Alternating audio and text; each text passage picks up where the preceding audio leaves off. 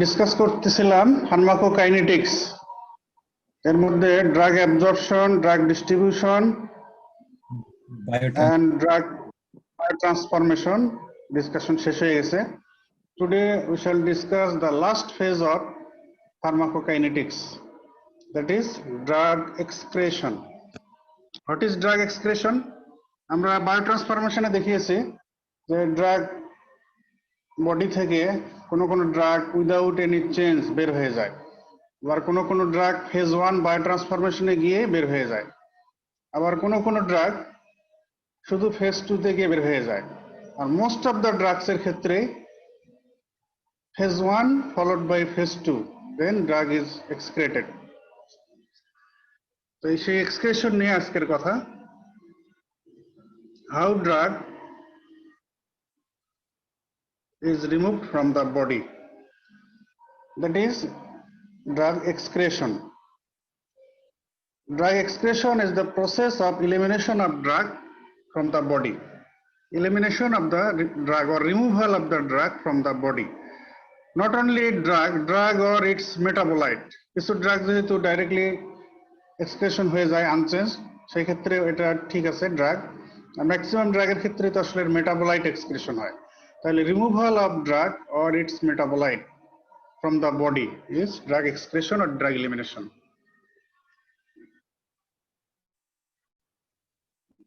আচ্ছা, একটা ড্রাগের নাম বলো তো উইদাউট এনি চেঞ্জ বডি থেকে এক্সক্রেশন হয়ে যায়। গত ক্লাসে কি বলা হয়েছিল? তোমরা শুনতে পাচ্ছ কি? এনিবডি? জি স্যার, শুনতে পাচ্ছি স্যার। হ্যাঁ বলো, বডি থেকে উইদাউট এনি চেঞ্জ বের হয়ে যায় এরকম একটা ড্রাগের নাম বলো। আচ্ছা বলো দেখি, যে ওরালি দেয়া যায় না এরকম একটা drug, due to it is not lipid soluble, সেই ড্রাগটার নাম কি? Glycerin trinitrate. Insulin sir. Glycerin trinitrate. Insulin তো আর এই কারণে দেওয়া যায় না তা না, এটা তো ডাইজেশন হয়ে যায় জন্য।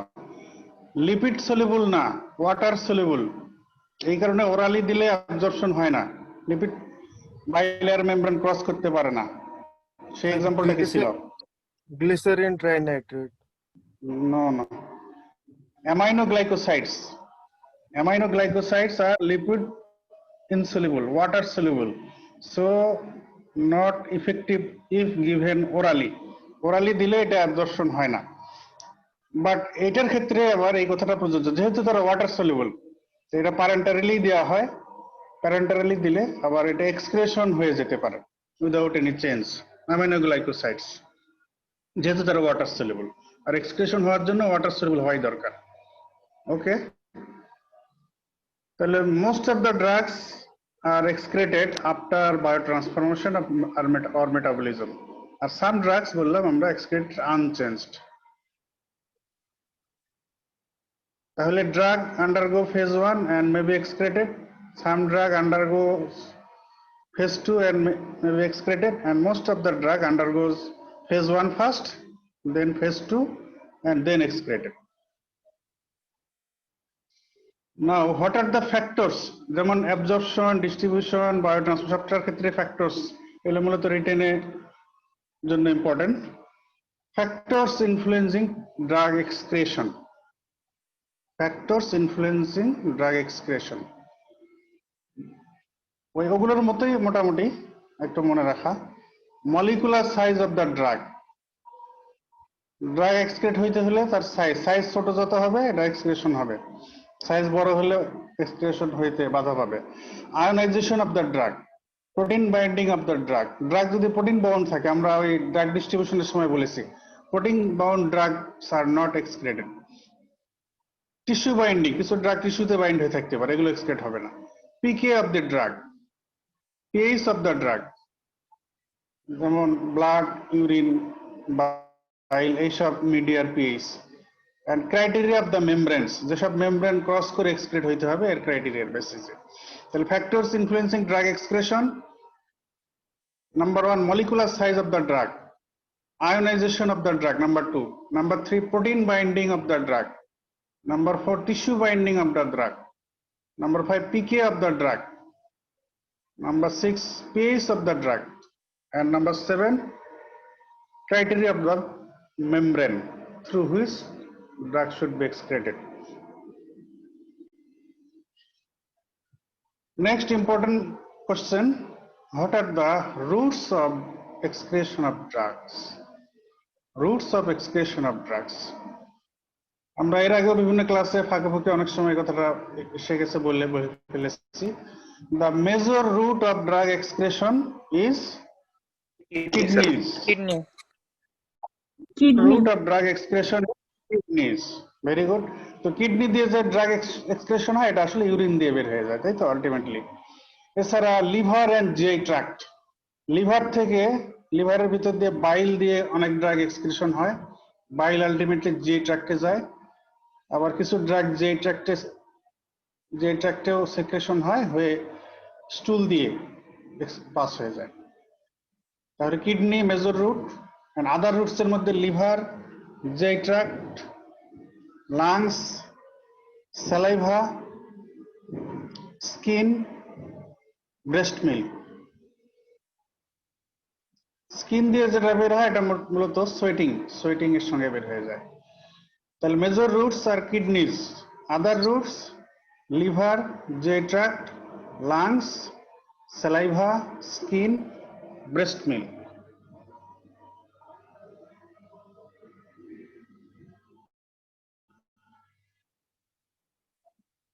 আচ্ছা, এই স্কিন দিয়ে বের হয়ে যায়। এই স্কিনের আর কিছু জিনিস যেমন হেয়ার অ্যান্ড নেইল, স্কিনের অ্যাডনেক্সা বলা হয়, হেয়ার অ্যান্ড নেইল দিয়েও কিছু ড্রাগ এক্সক্রেশন হয়ে যেতে পারে। এটার একটা হিস্টোরিক্যাল ইম্পর্টেন্স আছে। এই হেয়ার অ্যান্ড নেইল দিয়ে তোমরা কি জানো হিস্ট্রি, ফরেনসিক মেডিসিনের রিলেশন এটা পড়ে আসতে পারো। কোন এক ব্যক্তি আর্সেনিক পয়জনিং এ মারা গেছে, অনেক বছর পর এটা ডিটেকশন হয়েছে ফ্রম হিজ হেয়ার। কোন ব্যক্তি সেটা? নাম জানো কি? Anybody? Napoleon Bonaparte. Very good, Napoleon বোনাপার্টে। ওনাকে আর্সেনিক পয়জনিং এ মারা হয়েছে। এটা কিন্তু ওনার মৃত্যুর অনেক বছর পর এটা ওনার হেয়ার থেকেই আর্সেনিক ডিটেকশন হয়েছে। আচ্ছা, এখন major route of drug excretion or main route of drug excretion আমরা বললাম কিডনিজ। এখন হোয়াট আর দা, তাহলে maximum drugs are excreted by kidneys. এখন এই কিডনিতে ড্রাগ এক্সক্রেশনের জন্য কি কি মেকানিজম আছে? Mechanisms involved in renal drug excretion. Mechanisms involved in renal drug excretion. তোমরা ফিজিওলজিতে ইউরিন ফরমেশনের যে মেকানিজম পড়ে এসছো, ওই মেকানিজম গুলোই আসলে glomerular filtration, active tubular secretion, passive tubular reabsorption. Glomerular filtration, active tubular secretion and passive tubular reabsorption. These three mechanisms are involved in renal drug excretion. এখন বলো, এই তিনটা মেকানিজম দিয়ে কি ড্রাগ এক্সক্রেশন হয়ে যায়? Glomerular filtration, active tubular secretion, passive tubular reabsorption, তিনটা দিয়ে কি ড্রাগ বডি থেকে বের হয়ে যায়? না স্যার, কি মনে হয়? দুইটা দিয়েছেন। কোনটা? স্যার প্যাসিভ রিঅ্যাবজর্পশন ছাড়া দুইটা স্যার। Very good. তাহলে যদি তোমাকে কোশ্চেন করি, net renal excretion of drug equal to কি হবে? Glomerular filtration plus secretion Glomerular filtration plus tubular secretion minus tubular reabsorption. Secretion minus passive tubular reabsorption, তাই না? দিস ইজ এটা কিন্তু অনেক সময় পরীক্ষায় জিজ্ঞেস করা হয়। রেনাল ড্রাগ এক্সক্রিশনের, নেট রেনাল ড্রাগ এক্সক্রিশনের ফর্মুলাটা কি? তখন এটা বলতে হবে glomerular filtration plus active tubular secretion minus passive tubular reabsorption. আচ্ছা, তোমাদের তো আমি ওই কানেকশন না পাওয়াতে ফোনে চলে আসছিলাম, তো এখন কানেকশন দেখা যাচ্ছে, তাহলে ট্রাই তোমাদের স্লাইড গুলো দেখাইতে পারতেছি না, তাহলে আমরা আবার এত চলে যাই ল্যাপটপে থেকে একটু, তাহলে ইন্টারভেল। শেয়ার স্ক্রিন দিয়ে দিলে হবে স্যার।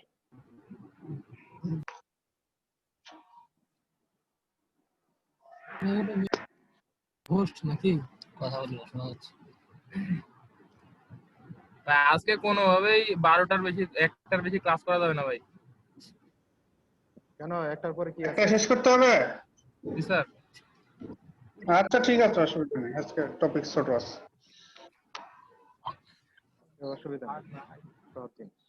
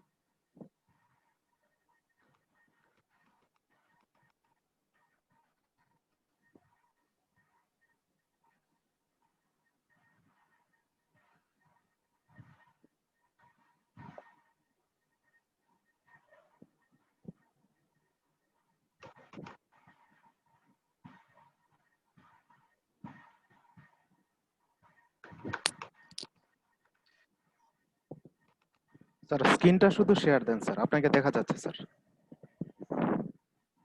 কথা শোনা যাচ্ছে?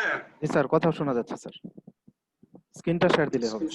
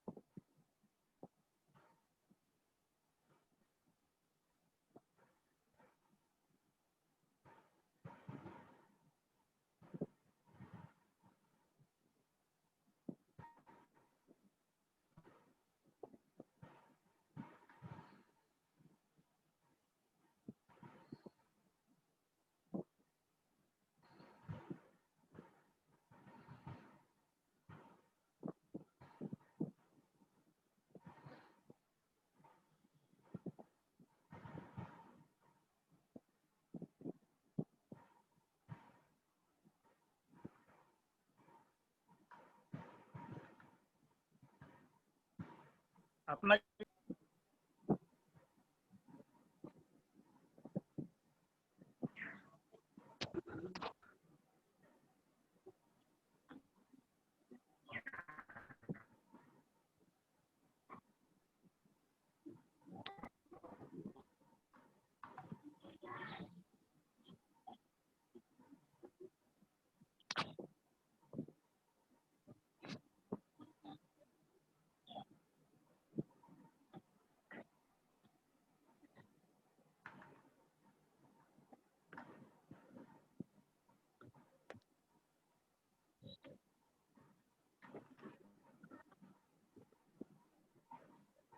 আচ্ছা, আমরা mechanisms of renal excretion of drugs বলতেছিলাম।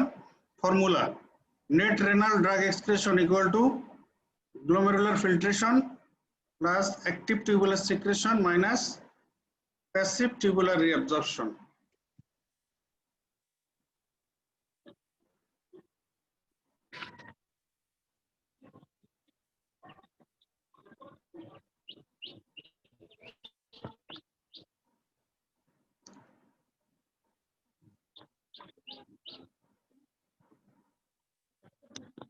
আচ্ছা, molecular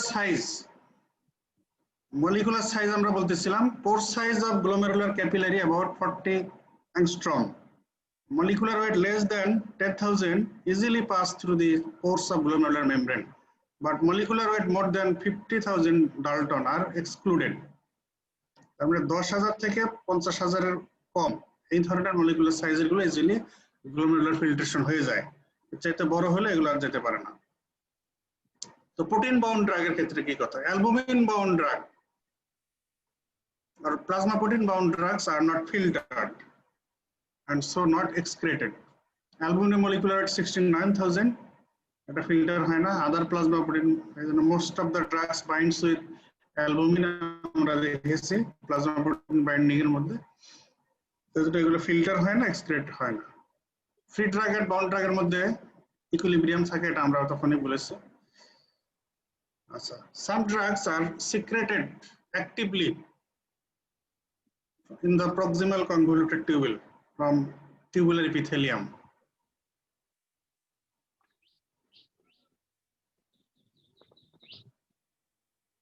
There are two types of transport system: acidic transport system for acidic substance or acidic drugs, and basic transport system for basic substance or basic drug.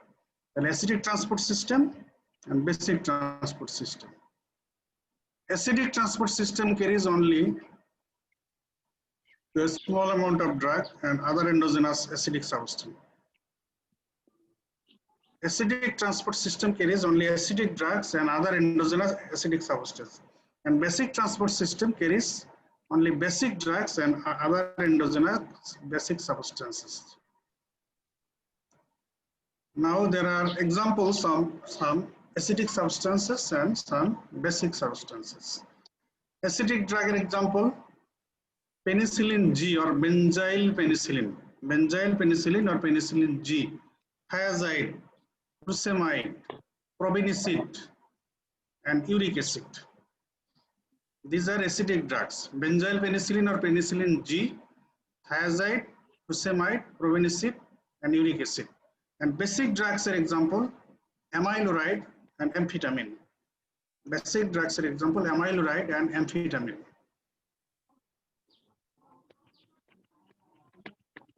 Active tubular secretion can be saturated. তোমরা physiology knowledge থেকে জানো যে বডিতে যে transport process গুলো আছে আর exchange system, এগুলো কিন্তু স্যাচুরেট হয়ে যেতে পারে,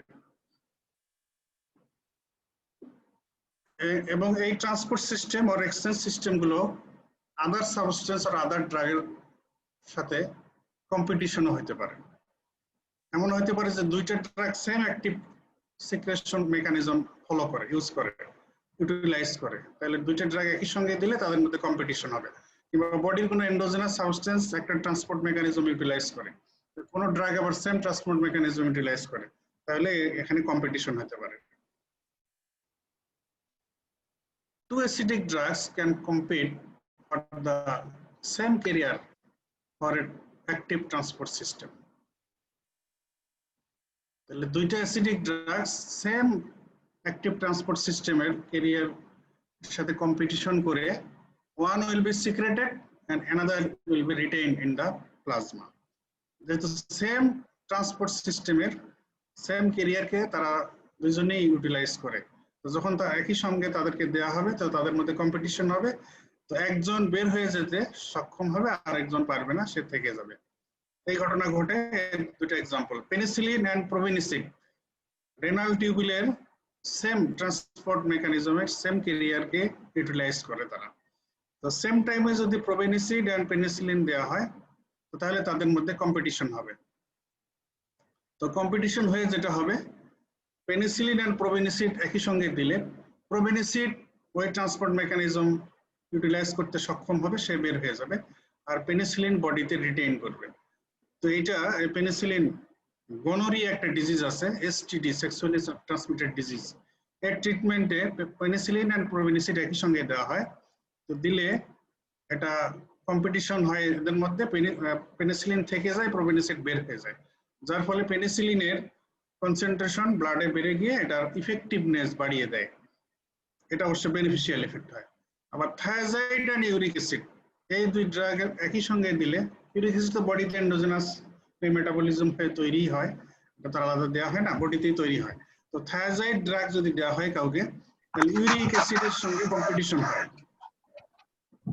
ইউরিক অ্যাসিডের সঙ্গে কম্পিটিশন হয়ে এখানে আবার থায়াজাইড বের হয়ে যায়, ইউরিক অ্যাসিড থেকে যায়। এই কারণে থায়াজাইডের একটা অ্যাডভার্স ইফেক্ট হয়, হাইপার ইউরিসেমিয়া। থায়াজাইড আর ইউরিক অ্যাসিডের মধ্যে সেম অ্যাক্টিভ ট্রান্সপোর্ট মেকানিজমের জন্য কম্পিটিশন হয়ে থায়াজাইড বের হয়ে যায়, ইউরিক অ্যাসিড রিটেইন করে, এই জন্য ইউরিক অ্যাসিডের কনসেন্ট্রেশন বেড়ে যায়, হাইপার ইউরিসেমিয়া হয়। এই জন্য থায়াজাইডের একটা adverse effect hyper uricemia. Passive tubular reabsorption, এটা আসলে নেট রেজাল্ট, এটা হলো মাইনাস হয়ে যাওয়া হয়, প্যাসিভ প্রসেস, এখানে প্যাসিভলি ড্রাগ গুলো মুভ করে, মূলত হলো concentration gradient. Other factors, ionization of the drug, concentration gradient between tubule and blood, nature of the drug, either drug is acidic or basic, pH of the urine, ionization of the drug, concentration gradient between tubule and blood, nature of the drug, whether it is acidic or basic, pH of urine. আমরা ওই absorption ডিস্ট্রিবিউশনের যে কথাগুলো বলেছি ওই কথাগুলো এখানেও আসতেছে।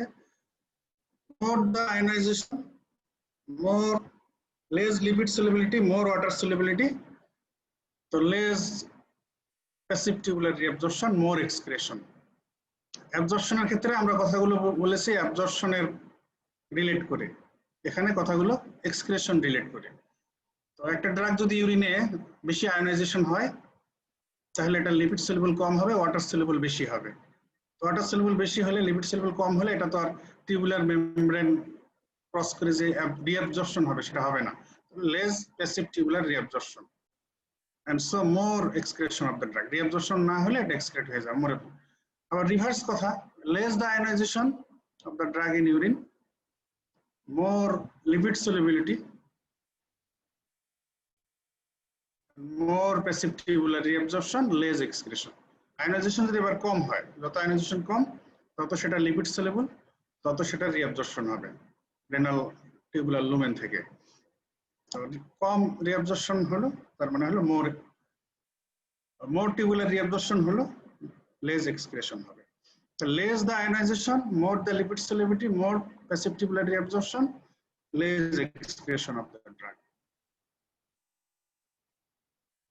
But acidic drug in alkaline urine and acidic drug in acidic urine, কি ঘটনা ঘটবে? ওই যে কথাটা আগে বলা হলো, acidic drug in alkaline urine, এখানে আয়োনাইজেশন বেশি হবে। acidic drug in alkaline urine, drug যদি অ্যাসিডিক হয় আর মিডিয়া ইউরিনের pH যদি অ্যালকালাইন হয় তাহলে এখানে আয়োনাইজেশন বেশি হবে। যত আয়োনাইজেশন তত কম রিঅ্যাবজর্পশন, মেমব্রেন ক্রসিং কম হবে, অ্যাবজর্পশন কম হবে, so more excretion. তাহলে acidic drug in alkaline urine there will be more excretion. আবার acidic drug in acidic urine, এখানে তো আয়োনাইজেশন কম হবে, less ionization, so more passive tubular reabsorption, reabsorption বেশি হয়ে যাবে, so less excretion. So acidic drug in acidic urine there will be less excretion of the drug. Or basic drug in acidic urine and basic drug in acidic urine, এক্ষেত্রে কি ঘটনা ঘটবে? Basic drug in acidic urine there will be more ionization of the drug, so যত ionization তত কম reabsorption, less reabsorption, more excretion. Basic drug in acidic urine, এখানে ionisation কম হবে, so more reabsorption, less excretion. তাহলে Gist কথা হলো acidic drugs are best excreted in alkaline urine and basic drugs are best excreted in acidic urine. Acidic drug alkaline urine ionization বেশি হবে, এজন্য reabsorption কম হবে, এজন্য excretion বেশি হবে. So acidic drugs are better excreted in alkaline urine. Basic drugs are better excreted in acidic urine. Basic drugs আবার alkaline urine ionization কম হবে, তাহলে reabsorption. Basic drugs are better excreted in acidic urine. Basic drugs acidic urine better excreted, কারণ acidic urine basic drug ionization বেশি হবে, তাহলে reabsorption কম হবে, more excretion হবে. তাহলে acidic drug alkaline urine ভালো excretion হয় আর basic drug acidic urine ভালো excretion হয়. এই হচ্ছে gist কথা. Weak bases are excreted more efficiently in carnivorous. Now at written question and also viva for viva. How can we influence the excretion of drug by changing pH of urine? যে কথাগুলো discussion হলো এটারই একটা question আকারে. How can we influence excretion of drugs by changing pH of urine? We can influence or modify excretion of drug by altering pH of urine, by changing pH of urine. সেটা কিরকম? আমরা যেহেতু একটু আগে দেখলাম যে acidic drug alkaline ইউরিনে ভালো excretion হয়, তো যে ড্রাগ আমার এক্সক্রিশন করা দরকার এই ড্রাগ যদি অ্যাসিডিক হয় তাহলে আমরা ইউরিনের পিএইচ কে অ্যালকালাইন করে দিতে পারলে এটার এক্সক্রিশন ভালো হবে, এবং এটা কিন্তু থেরাপিউটিক্যালি হয়, ইউজ করা হয়. তোমরা যে পয়জনিং করেছো, পয়জনিং যদি অ্যাসিডিক ড্রাগ ওভারডোজ আর অ্যাসিডিক ড্রাগ পয়জনিং হয় সেই ক্ষেত্রে এটা একটা therapeutic approach, that is alkalinisation of urine. যেমন অ্যাসপিরিন একটা অ্যাসিডিক ড্রাগ, যদি অ্যাসপিরিন ওভারডোজ আর অ্যাসপিরিন পয়জনিং হয় যেটাকে স্যালিসাইলিজম বলে, অ্যাসপিরিনের আরেক নাম হচ্ছে অ্যাসিটাইল স্যালিসাইলিক অ্যাসিড, এজন্য এটার পয়জনিং হলে স্যালিসাইলিজম বলা হয়. তাহলে এই অ্যাসপিরিন আর অ্যাসিটাইল স্যালিসাইলিক অ্যাসিড এটার ওভারডোজ আর পয়জনিং হয়ে গেলে এটা অ্যাসিডিক ড্রাগ, কাজে ইউরিনকে অ্যালকালাইন করে দিতে পারলে এটার এক্সক্রিশন প্রমোশন হবে. So by alkalinisation of urine, excretion of aspirin or other acidic drugs can be enhanced, and this is known as forced alkaline diuresis. Acidic drug ke excrete korar jonno urine ke forcefully alkaline kore dewa jate she alkaline media diye ber hoye jete pare, is known as forced alkaline diuresis. Oppositely, excretion of basic drug can be enhanced by acidification of urine. Basic drug overdose যদি হয় সেই ক্ষেত্রে আবার urine তো normally acidic, তো এটাকে further এর acidity বাড়িয়ে দিয়ে পিএইচ কমিয়ে দিয়ে এটাকে এক্সক্রিশন করে দেওয়া যেতে পারে. So we can modify excretion of drug either acidic or basic by altering pH of the urine.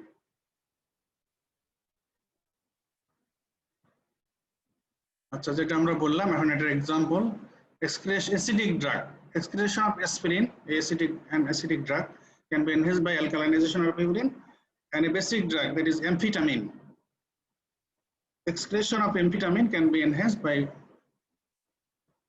making the urine more acidic, that is further or more acidification of urine.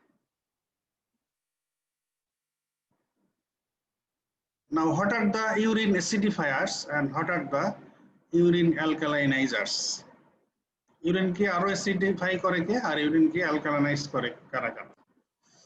Urine acidifiers আর ammonium chloride, ascorbic acid and acid phosphatase.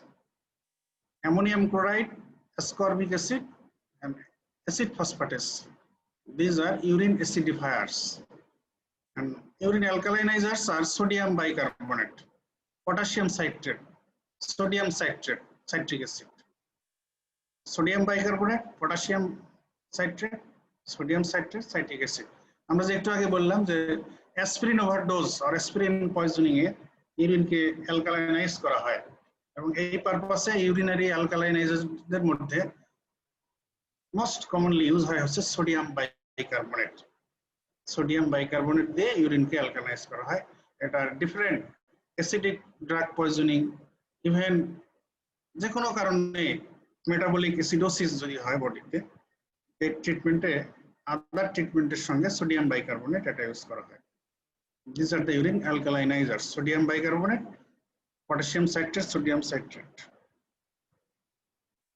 There are some other factors that may influence renal excretion of drug. Gender.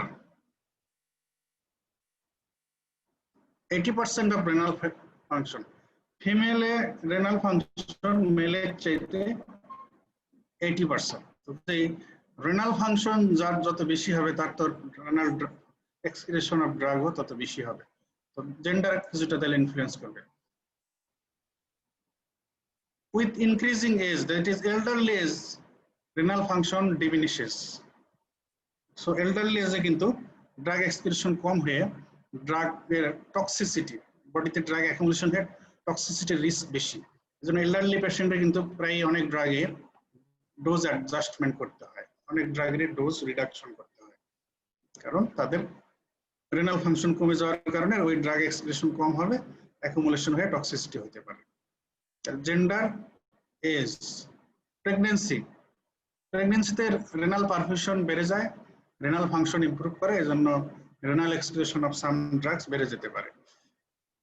Disease, renal disease, heart failure. Heart failure renal perfusion কমে যায়, আর renal ডিজিজে renal function কমে যায়। এসব কারণে renal function কমে গিয়ে রেনাল এক্সক্রিশন অফ ড্রাগ কমে যেতে পারে, টক্সিসিটির চান্স বেড়ে যেতে পারে। Competitive inhibition of active tubular secretion, এটা আমরা অলরেডি বলে ফেলেছি। Competitive inhibition of active tubular secretion, তোমরা শুনতে পাচ্ছ? জি স্যার। আচ্ছা আচ্ছা, একটু আগে আমরা যেহেতু ডিসকাস করেছি, এখন তোমাদের কাছে এটার আনসার চাই। বলো দেখি, পেনিসিলিন এন্ড প্রোবেনিসিন যদি এট এ টাইম পেশেন্টকে অ্যাডমিনিস্ট্রেশন করা হয়, এর আউটকাম কি হবে? পেনিসিলিন পেনিসিলিন রিমেইন করবে আর প্রোবিনাসিড স্যার এক্সক্রিশন হয়ে যাবে। হ্যাঁ, দুইটার মধ্যে সেম অ্যাক্টিভ টিউবুলার সিক্রেশনের সেম ক্যারিয়ারের সাথে কম্পিটিশন হওয়ার কারণে দুজনের মধ্যে একজন বের হয়ে যেতে সফল হবে আর একজন থেকে যাবে। কে বের হয়ে যাবে? প্রোবেনিসিড। প্রোবেনাসিড। হ্যাঁ, আর পেনিসিলিন থেকে যাবে। এটাতে কি আমাদের সুবিধা হয় না অসুবিধা হয়? স্যার সুবিধা হচ্ছে। সুবিধা। স্যার এটা ভালো, স্যার এটা ভালো। Gonorrhoea sir, gonorrhoea. Very good, এই তো মনে রাখতে পারছো। গনোরিয়া ট্রিটমেন্টে পেনিসিলিন, এক ধরনের পেনিসিলিন এমপিসিলিন প্লাস প্রোবেনিসিড একই সঙ্গে ইউজ করা হয়। এখন পরেরটা বলো, থায়াজাইড এন্ড ইউরিক অ্যাসিড। এই দুটোর মধ্যে কম্পিটিশন যদি হয়, বের হয়ে যাবে, এক্সক্রিশন হয়। এর রেফারেন্স হিসেবে হচ্ছে হাইপার ইউরেসেমিয়া ইউরিক হবে। অ্যাসিড রিটেইন করবে, ইউরিক অ্যাসিড বের হইতে না পারলে এটা রিটেইন করলো, তাহলে হাইপার ইউরেসেমিয়া হবে। Very good. Influence of pH, এটা আমরা অলরেডি বলে ফেলেছি। ইউরিনকে অ্যালকালাইন করে বাই সোডিয়াম বাইকার্বনেট ড্রাগের এক্সক্রিশন বাড়ায় দেওয়া যায়, মানে অ্যাসিডিক ড্রাগগুলো। আর ইউরিনকে ফার্দার মোর অ্যাসিডিক করে, লাইক অ্যামোনিয়াম ক্লোরাইড, ইউরিন অ্যাসিডিফায়ার, এটা দিলে অ্যালকালাইন ড্রাগের এক্সক্রিশন বাড়ায় দেওয়া যায়, যেমন অ্যামফিটামিন। তাহলে এইভাবে যদি কোশ্চেন আসে যে alteration of renal drug excretion কিভাবে করা যেতে পারে, তাহলে একটা হলো competitive inhibition of active tubular secretion, influence of pH, এরপরে হলো influence of renal blood flow. Renal blood flow যদি বেশি থাকে তাহলে there is dilution of drug concentration in tubule, concentration gradient কমে যাবে, ড্রাগ এক্সক্রিশন হয়ে যাবে। রেনাল ব্লাড ফ্লো যত বেশি হবে, পলমোনারি ফিল্টার হয়ে যাবে, ড্রাগটা আবার টিউবুলের লুমিনে ডাইলুট থাকবে, এক্সক্রিশন হয়ে যাবে। আবার ডিক্রিজ রেনাল ব্লাড ফ্লো যদি হয় তাহলে অপোজিট ঘটনা ঘটবে। রেনাল ব্লাড ফ্লো যদি কমে যায়, রেনাল ফাংশন কমে যাবে, পারফিউশন কমে যাবে, ফাংশন কমে যাবে, তাহলে এক্সক্রিশন কমে যাবে ড্রাগের accumulation in the body and there is chance of drug toxicity.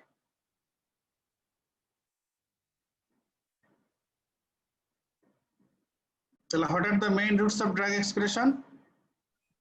Renal route, Kidney, Major route, Kidney. kidneys. Other routes, liver, Hepatic GIT, hepatic biliary system, GIT, liver, liver, lungs, skin, lungs, saliva, skin, saliva, saliva, sweat breast gland, milk. breast milk, breast milk. Very good. bile, The processes of bile ওটা তো liver দিয়ে চলে আসলো বাইল liver বলো বা hepatobiliary excretion বলো একই কথা প্রসেসেস কি কি বলেছি আমরা রেনাল এক্সক্রিশনের জন্য Glomerular filtration, glomerular filtration, তারপর হচ্ছে active active tubular tubular secretion, Glomerular filtration, active tubular passive secretion. tubular reabsorption. So net Passive renal tubular drug excretion equal to this formula মনে আছে glomerular তো glomerular filtration, filtration একটা plus minus। হচ্ছে active tubular secretion minus tubular reabsorption.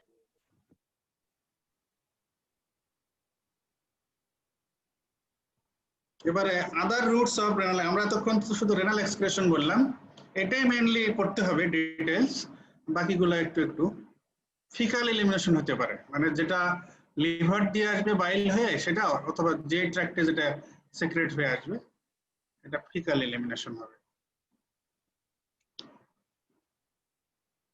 আবার কিছু drug যেগুলো absorption নাও হতে পারে আমরা বলেছি অবশ্য অ্যামাইনোগ্লাইকোসাইডস এটা ওরালি দিলে ইনইফেক্টিভ এটা সিস্টেমে অ্যাবজর্পশন হয় না এজন্য প্যারেন্টারালি দেওয়া হয় তবে এটা কিন্তু একটা রেয়ার ইউজ আছে এখন হয় কিনা এখন হয়তো কম হয় এখন অনেক জিনিস এসে গেছে আগে বিফোর সার্জারি অ্যাবডোমিনাল সার্জারি গাট স্টেরিলাইজ করার জন্য স্ট্রেপ্টোমাইসিন আর নিওমাইসিন এগুলো হচ্ছে অ্যামাইনোগ্লাইকোসাইড এগুলো ইউজ করা হতো এগুলো ওরালি দিলে তো ওরালি অ্যাবজর্পশন হবে না কিন্তু গাট লুমেনের ভিতরে যেগুলো অর্গানিজম আছে এগুলোকে তারা ইরাডিকেট করে দেবে এই পারপাসে এটা ইউজ হতো তো some drugs not given orally given not absorbed they are excreted through fecal elimination তারা এই রুটে orally দেয়া হলে orally ওই fecal রুটে আবার বের হয়ে গেল ফর एग्जांपल হচ্ছে অ্যামাইনোগ্লাইকোসাইডস যদি orally দেয়া হয়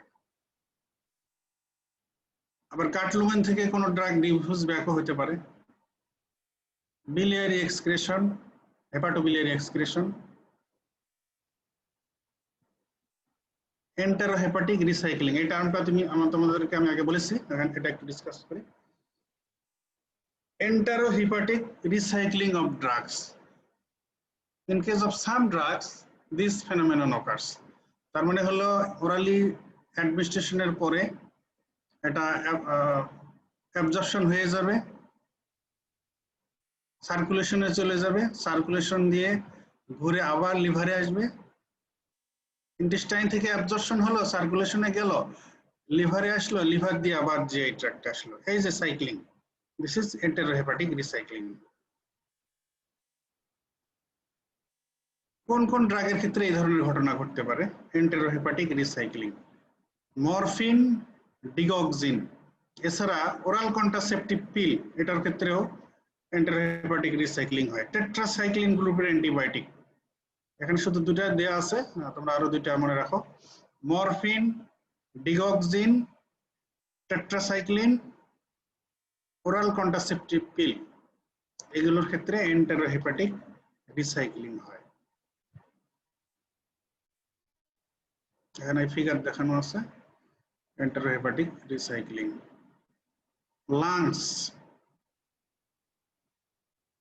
এটা একটা ইম্পর্টেন্ট রুট লাংস তো থ্রু লাংস সাধারণত ভোলাটাইল হাইলি ভোলাটাইল আর গ্যাসিয়াস এজেন্ট এগুলোই এক্সক্রিশন পায় যেমন general anaesthetic agent alcohol general anaesthetic agent এখনো তোমরা পড়োনি হ্যালোথেন নাইট্রাস অক্সাইড এগুলো হচ্ছে জেনারেল অ্যানেস্থেটিক এজেন্ট ইথার এটা এখন ইউজ হয় না তেমন halothane nitrous oxide these general anesthetic agents are excreted through lungs তার মানে highly volatile or gaseous agents যেগুলো এগুলো পালমোনারি এক্সক্রিশন হয় Some drugs are excreted through sweat, saliva, and breast milk. Sweat, saliva, and breast milk. এই রুটেও কিছু কিছু drug excretion হতে পারে। আচ্ছা, তোমাদেরকে একটা প্র্যাকটিক্যাল কোশ্চেন জিজ্ঞেস করি। তোমরা মেট্রোনিডাজল ট্যাবলেট কেউ খেয়েছো কখনো? জি স্যার। জি স্যার। আচ্ছা, স্যার মেট্রোনিডাজল খেলে হলুদ কালারের কি সমস্যা হয় বলো দেখি? যে খায় তার সে প্রায় স্যার ডায়রিয়া বা বলো, খুবই কমন কমপ্লেন, খাইলেই বলে যে এই ওষুধটা খাওয়ার পর থেকে আমার এই সমস্যা হচ্ছে। কারো এক্সপেরিয়েন্স নাই? সমস্যা আচ্ছা, ঠিক স্যার না। আছে। মানে একটা অ্যাডভার্স ইফেক্ট হয়, একটা সাইড ইফেক্ট হয়, খুবই কমন। আচ্ছা, আমি বলছি সেটা হলো যে অনেকেই কমপ্লেইন করে মেট্রোনিডাজল খাওয়া শুরু করার পরে যে ওষুধটা খাওয়ার পর থেকে তার টেস্টটা অ্যাবনর্মাল হয়ে গেছে। কেউ কি কারো এক্সপেরিয়েন্স আছে?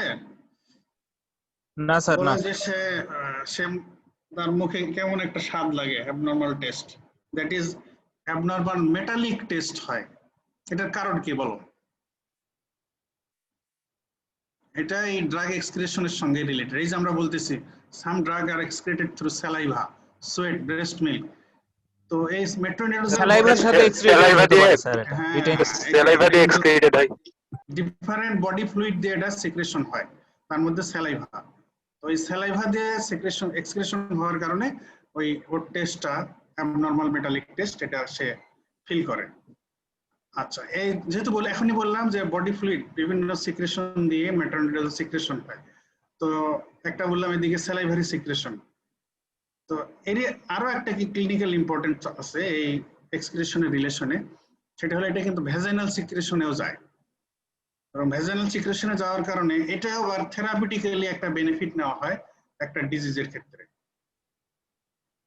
That is a female genital ট্র্যাক্টের ইনফেকশন আছে, that is trichomonas vaginalis. Trichomonas vaginalis infection একটা প্রোটোজোয়াল ইনফেকশন। তো এইটার ট্রিটমেন্টে এটা হলো ভালভোভ্যাজাইনাইটিস হয় এই অর্গানিজম দ্বারা। তো এটার ট্রিটমেন্টে আবার এই মেট্রোনিডাজল ওরালি ইউজ করা হয়। ওরালি ইউজ করলে এই যে বললাম এখানে সিক্রেশনে চলে যায়, স্যালাইভারি সিক্রেশনে যায়, বডির বিভিন্ন সিক্রেশনে যায়, তো ভ্যাজাইনাল সিক্রেশনে চলে যায়। তো লোকালি ভ্যাজাইনাল সিক্রেশনে গিয়ে লোকালি এটা ওই ট্রাইকোমোনাস ভ্যাজাইনালিস এর এগেইনস্টে সে কাজ করে এবং পেশেন্টের এটা ক্লিনিক্যাল বেনিফিট হয়। ট্রিটমেন্ট এটা ট্রিটমেন্ট হিসেবে ইউজ হয়।